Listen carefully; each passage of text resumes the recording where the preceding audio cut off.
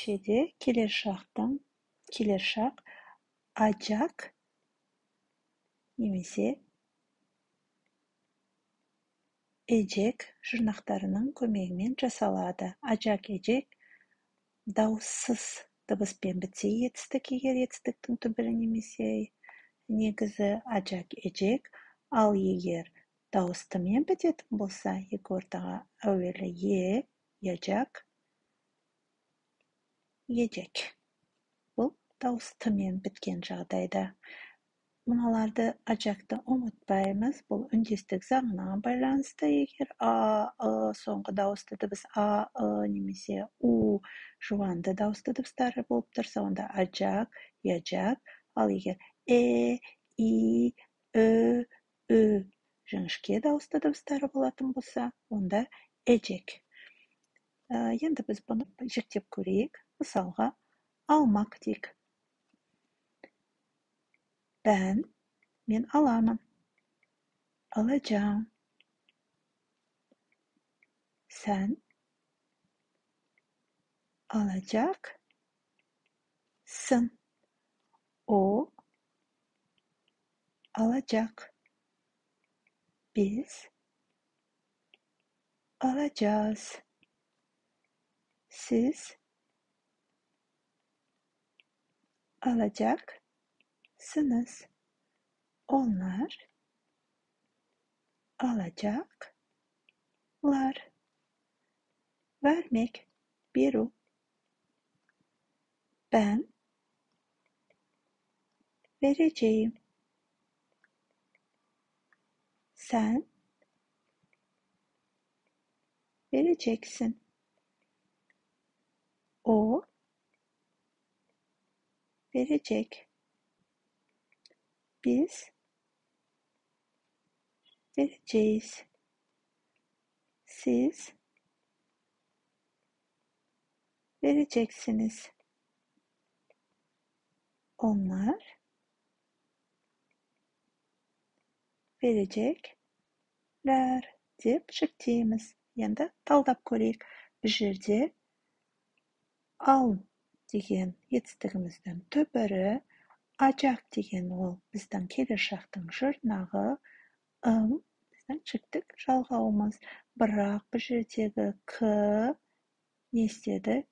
Жұмшақ к-ге ауысты, өзгерді. Неліктен? Өйткені мына жерде дауысты дыбысы бар. Екі дауысты дыбыстың ортасында қалған к не істеді? Жұмшақ к-ге айналды. Біз бұны жұмсарды немесе ұяңданды деп айттық. Ал сен деген кезде ол ал, ajak, бұл жерде к жұмсарған жоқ немесе ұяңданған жоқ. Өйткені одан кейін келген дыбыс дауыссыз дыбыс. О деген кезде нөлдік тұлға, жіктік жалғауын алып келген жоқпыз. Біз деген кезде ал, ajak, ыс. Болғандықтан тағы да к жұмшақ к-ға өзгерді. Ал сіз деген кезде ал, ajak, сыныз. Бұнда өзгерген жоқ. Оларда да солай. Ал, ajak, бұлар. Көптік жалғауын алып келдік. Әрине, бұл жерде жіктік жалғауы ол. Бұл жерде біз ajakты жалғадық. Ejekті емес. Не үшін? Өйткені мыналардың қатарында тұр. Жуанды дауысты дыбыс. Ал vermek деген кезде ver, жіңішке болғандықтан ver, ejek, жұмшақ к болды. Ver, ejek, сен. Өзгерген жоқ.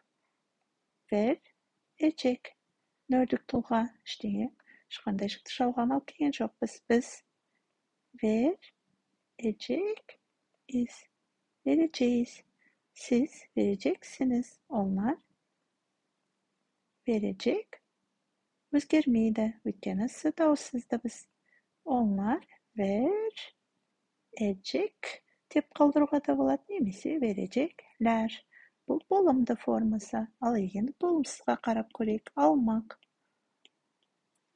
Ben Ал, есімізде болса, болымсыз болымсыз формаларды әдетте ма және ме қосымшаларының көмегімен жасайтын едік.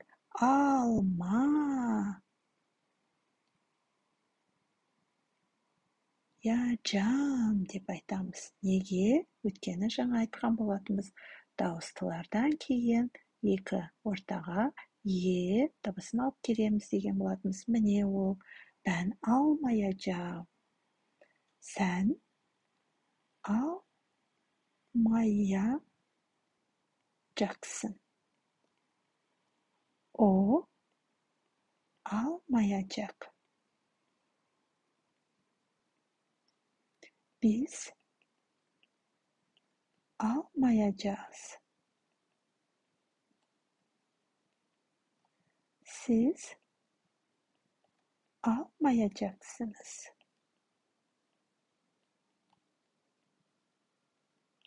Onlar almayacaklar.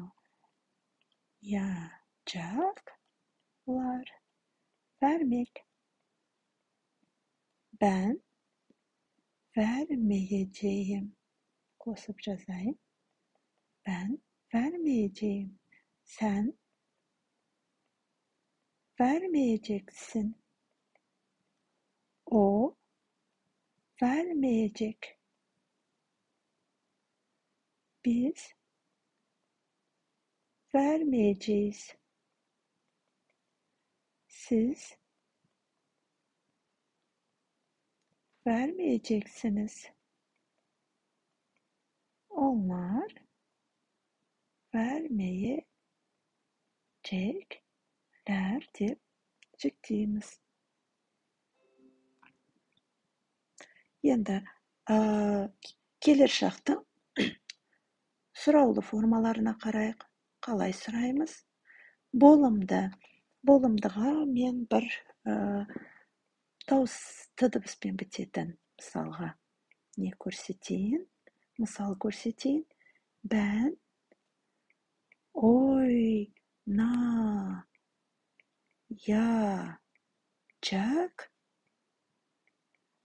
mıyım деп сұраймыз. Ben oynayacak mıyım? Sen oynayacak mısın? O men біткендіктен дауысты дыбыспен екі ортаға өлі ен алып келдік. Сосын барып, acak, oynayacak mı? Biz oynayacak mıyız? Siz oynayacak mısınız? Onlar oynayacaklar. Bunu алдыңғы шақтарды өткен кезде де осылай бірінші ларды алып келіп, сосын барып сұраулық демеулік маны алып келген болатынбыз. Ben, sen, o, biz, siz, onlar. Beklemek. Жіңішке дауысты дыбысы бар. Етістікті мысал қылып көрсетейік. Beklemek, күту. Ben bekleyecek miyim дейміз. Мен күтемін бе? Sen bekleyecek misin? Sen kütesin bе? O bekleyecek mi? Ol kütedi mi? Biz bekleyecek miyiz? Biz kütemiz bе? Siz bekleyecek misiniz? Onlar bekleyecekler mi? Деп жүктейміз. Бұл жерде мына жерге дейін Üçüncü жақ шекеше тұлғадағы сияқты ойнayacak, oynayacak, oynayacak, oynayacak. Onlar derken oynayacaklar. Odan keyin barıp jiktelген sıraulıq demеуліктер алып келдік. Не үшін mı? Mıyım, mısın, mı? Өйткені соңғы дауысты дыбыс бізде жуан а. Ал мына жерде миім, миім, місін, ми, миіз, ми болды. Не үшін? Өйткені соңғы дауысты дыбыс бұл жерде жіңішке. Енді сұрақтың болымсыз формасына қарайық. Ой, на, ма, я, жак, миым. Тура болымдыдағы секілді, мына жердегі секілді, бірақ бізде ортада болымсыз мәнді білдіретін қосымша ма бар. Ben oynamayacak mıyım? Sen oynamayacak mısın? O oynamayacak mı? Biz oynamayacak mıyız? Siz oynamayacak mısınız? Onlar oynamayacaklar. Öyle sosun barıp mı? Onlar oynayacaklar mı? Oynaydı mı? Oynamayacaklar mı? Oynamaydı mı? Beklemek. Ben bekle. Әрине ме өйткені бар мына жерде.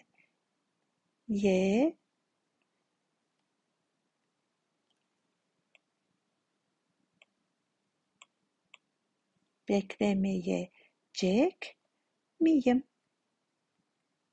Ben kütbeyim bir. Sen beklemeyecek misin? O beklemeyecek mi? Biz beklemeyecek miyiz? Siz beklemeyecek misiniz? Onlar beklemeyecekler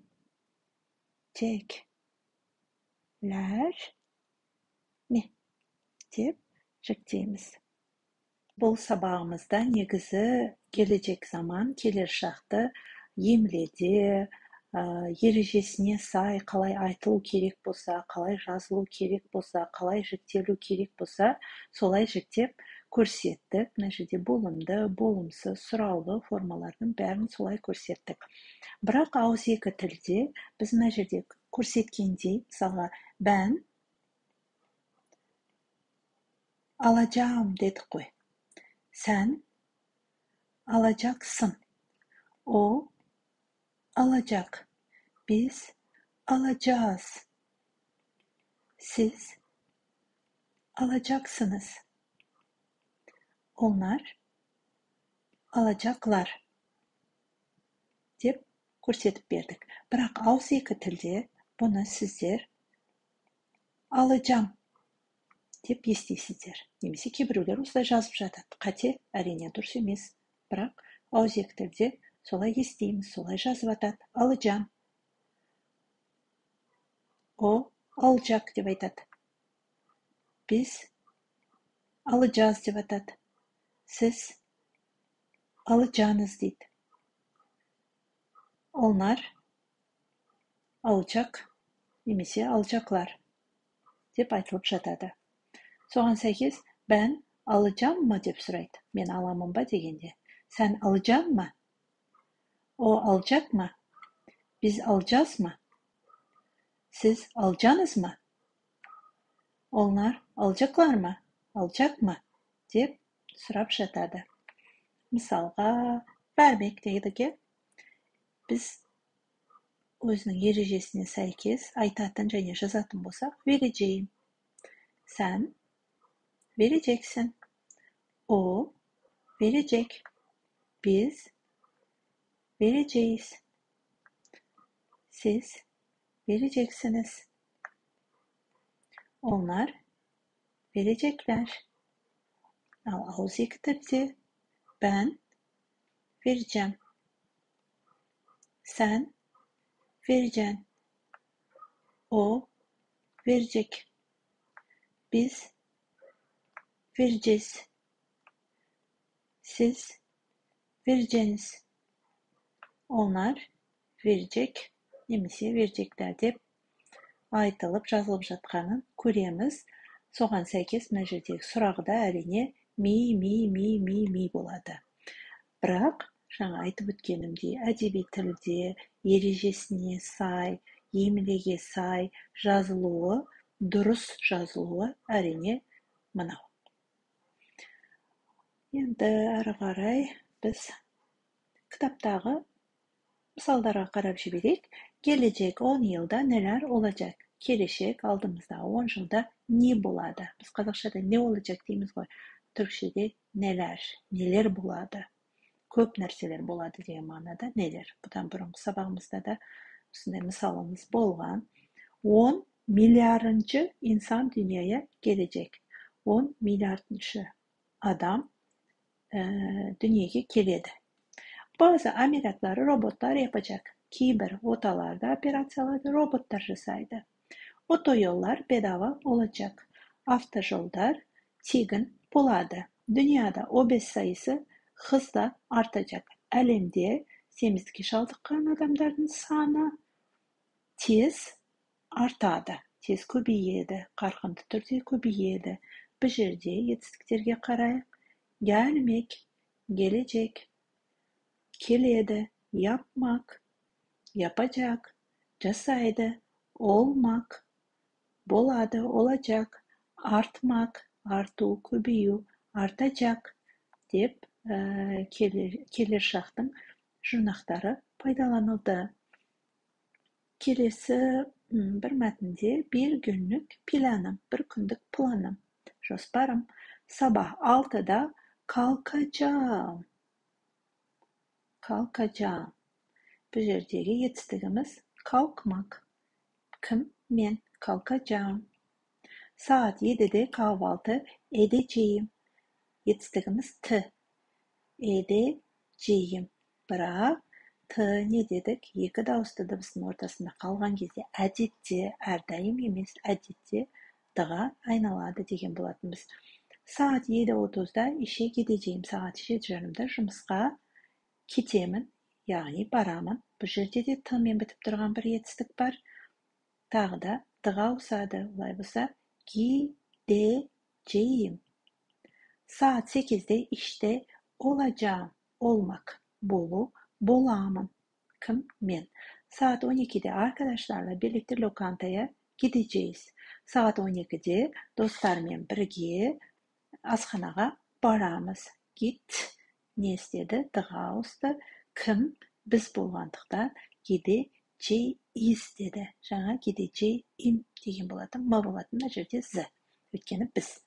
Saat 14'te bir köpeği tedavi edeceğim. Saat 14'te bir itті емдеймін. Tedavi etmek.